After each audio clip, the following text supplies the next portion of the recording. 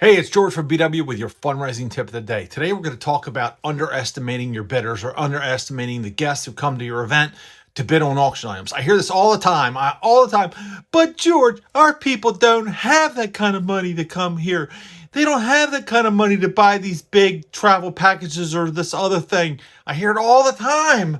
All the time. It honestly, it gets old after a while, but the reality of it is this. First off, I want to tell you, I'm not going to tell you how great and how successful having consignment auction items are.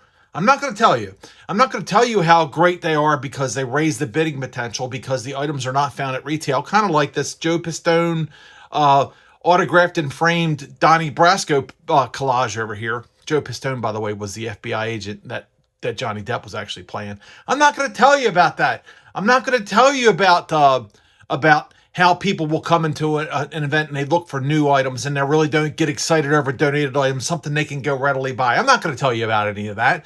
And I'm not going to tell you about getting auction items sponsored and how important that is and how much money you can make off of doing that and how much waste of a time getting going after donations and all this other stuff, how important that is not to do or to do, but for other reasons. I'm not going to go into that.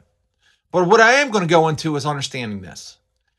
Do not underestimate your bidders or your guests. In fact, I saw this just this past weekend. First off, I spent 2 weekends in Las Vegas. Oh, it's so terrible being me. 2 weekends in Las Vegas. And now, actually, Thursday morning, bright and early, we're getting on a plane flying to San Francisco for a gala. By the way, we were in Las Vegas for 2 different galas. Shout out to Misty Lund from Answer for Cancer, rock star, fundraising rock star. All right, so let me explain this to you. If you put an item in your auction, in your live auction, your silent auction, or something like that, and the thing is only worth, let's say, $100, what do you think people are going to bid? Bueller?